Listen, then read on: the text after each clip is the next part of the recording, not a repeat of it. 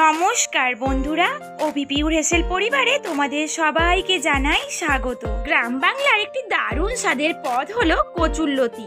আশ্চর্যের বিষয় হলো এই কচু গাছ কিন্তু গ্রাম বাংলার যেখানে সেখানে নিজে থেকেই হয়ে যায়, আর সেই গাছের লতি দিয়ে তৈরি হয় এমন এক পদ যার স্বাদ একবার ভাতের সঙ্গে খেলেই মনে গেঁথে যাবে। আমার বাড়ির পাশেই অনেক কচু গাছ হয়েছে, সেখান থেকেই কিছু কচুরলতি তুলে নিয়ে এলাম। তোমরা অনেকেই হয়তো চিংড়ি দিয়ে কচুরলতি খেয়েছো, কিন্তু আজ আমি রান্না করার সময় কোনো রকম চিংড়ির ব্যবহার করব না। কি ভাবছো, স্বাদে কিছু কমতি পড়বে?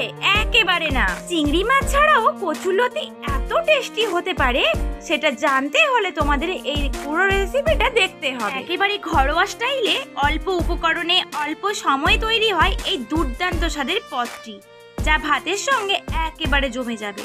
কচুরলতির গায়ে যে পাতলা ছাল মতো অংশটা থাকে সেটা কিন্তু আমি তুলে ফেলে দিয়েছি। কচুরলতি ছাড়াতে গিয়ে যদি তোমাদের কোনো রকম বুঝতে অসুবিধা হয়, তাহলে আমি তোমাদের জন্য ডেসক্রিপশনে একটা ভিডিও দিয়ে দিচ্ছি, যেখানে কচুরলতি ছাড়ানো থেকে শুরু করে কাটা পর্যন্ত সবটাই আছে। প্লিজ ওখান থেকে একবার দেখে নিও। চলো এগুলোকে খুব ভালো করে একটু ধুয়ে রান্না শুরু করা যাক। গ্যাসে কড়াই বসিয়ে দিলাম, কড়াইয়ের মধ্যে দিয়ে দিলাম 2.5 গ্লাস জল। লতিগুলো তো খুব ভালো করে কেটে বেছে পরিষ্কার করা হয়ে গেছে, এগুলোকেই দিয়ে দিলাম। তোমরা কে কে কচুরলতি খেতে ভালোবাসো কমেন্টে অবশ্যই জানিও। এবার এর ওপরে একটা ঢাকনা দিয়ে কচুরলতিগুলো প্রথমে সেদ্ধ করে নেব। অন্যদিকে একটা পাত্রে কালো আর হলুদ সরষে নিয়েছি, তার সঙ্গে নিয়েছি একটা কাঁচা লঙ্কা। এগুলোর মিক্সিতে একটা পেস্ট বানিয়ে নেব। সেই জন্য একটা মিক্সিং জার নিয়ে ওর মধ্যে আমি সরষে আর কাঁচা লঙ্কা দিয়ে দিলাম। এবার এর মধ্যে দিয়ে দিলাম সামান্য লবণ, আর এরপর দিয়ে দিলাম সামান্য কিছুটা জল।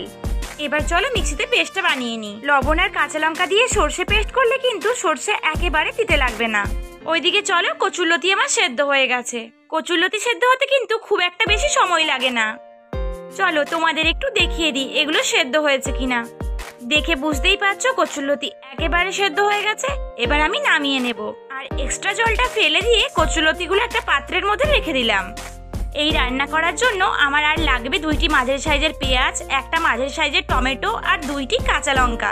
সবকিছুই কুচি কুচি করে কেটে নিয়েছি, আর নিয়েছি দেখো সরষে পেস্ট। এবার এই হলো আসল কাজ। রান্না করার আগেই রান্না কিন্তু অর্ধেক এখানেই কমপ্লিট হয়ে যাবে। সেদ্ধ কচুরলতির মধ্যে দিয়ে দিলাম টমেটো কুচি, কাঁচা লঙ্কা কুচি, পেঁয়াজ কুচি। এরপর দিলাম 1 চামচের থেকে একটু কম লবণ। একটু রঙের জন্য দিলাম সামান্য কাশ্মীরি লঙ্কার গুঁড়ো, এটা তোমরা চাইলে নাও দিতে পারো। এবার দিলাম সরষে বাটা,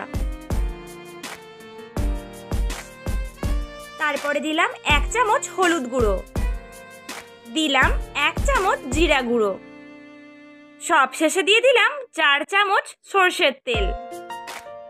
খুব ভালো করে আলগা হাতে আমি কিন্তু এগুলোকে মাখিয়ে নিলাম। একেবারে চটকে চটকে কিন্তু মাখবে না, লতিগুলোকে গোটা গোটাই থাকতে দিও। ও হ্যাঁ, একটা জিনিস তো দিতে ভুলেই গেছি, সেটা হলো চিনি। সামান্য একটু চিনি অবশ্যই দিও, জাস্ট 1 চিমটে, তাহলে স্বাদের ব্যালেন্সটা খুব ভালোভাবে হবে। এগুলো মেখে নেওয়া আমার একেবারে কমপ্লিট। তাহলে বুঝতেই পারছো অর্ধেক রান্না তো এখানেই হয়ে গেছে, আর বাকি অর্ধেকটা করে নিই। চলো আবার গ্যাসে কড়াই বসিয়ে দিলাম। তারপরেই আমি কড়াইয়ের মধ্যে দিয়ে দিলাম মেখে রাখা লতি। বিশ্বাস করো বন্ধুরা, এই লতি খেতে এতটা টেস্টি হয় যে কি বলবো। একবার প্লিজ বাড়িতে এইভাবে বানিয়ে দেখো। লতিটা দেওয়ার পর গ্যাসের ফ্লেম একেবারে কমিয়ে দিলাম। কম আঁচে এটা হতে থাক। তোমরা চাইলে সামান্য সময়ের জন্য এর উপর একটা ঢাকনা দিতে পারো, আমি এখানে কোনো রকম ঢাকনা দিলাম না। 2 মিনিট এইভাবে রান্না হওয়ার পর কিন্তু একটু উল্টে নেবে। রান্না হয়ে গেছে কিনা সেটা বুঝতে হলে তোমরা আরেকটু অপেক্ষা করো, তাহলেই বুঝতে পারবে। আরেকটা জিনিস লক্ষ্য করে দেখেছি তো, আমি কিন্তু এক্সট্রা করে আর কোনো তেল দিইনি। মাখানোর সময় যে তেলটুকু দিয়েছিলাম তাতেই রান্নাটা হয়ে যাবে। দেখো লতির কিছু পরিবর্তন বুঝতে পারছো? কচুরলতি কিন্তু আমার প্রায় হয়ে এসেছে। আমি এর মাঝে একবার উল্টে দিয়েছিলাম খুন্তি দিয়ে। তোমাদেরকে আরেকটা গুরুত্বপূর্ণ কথা বলে দিই, এই পদটিতে ঝাল যত বেশি হবে খেতে কিন্তু ততই বেশি ভালো লাগবে। তাই তোমরা তোমাদের পরিমাণ মতো ঝাল এবং লবণ দিয়ে দিও।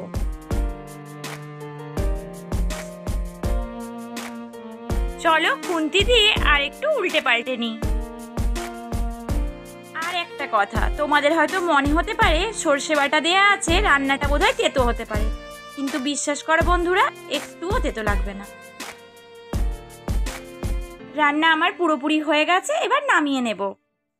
চিংড়ি ছাড়া কচুরলতির এই দুর্দান্ত রেসিপিটা তোমাদের কেমন লাগলো কমেন্টে অবশ্যই জানিও। আর যদি ভালো লেগে থাকে তাহলে please please please like, share এবং সাবস্ক্রাইব করে দিও। আর সাবস্ক্রাইবের পরে থাকা বেল আইকনটি ক্লিক করে অল নোটিফিকেশন অন করে দিও, যাতে আমি ভিডিও দিলে আমার সমস্ত ভিডিও নোটিফিকেশনগুলো সবার আগে তোমার কাছে পৌঁছে যায়। তাহলে আজকের ভিডিওটা এখানেই শেষ করলাম। দেখা হবে পরের একটি খুব সুন্দর ভিডিওর সঙ্গে। সবাই খুব ভালো থাকবে, সুস্থ থাকবে। সবাইকে টাটা।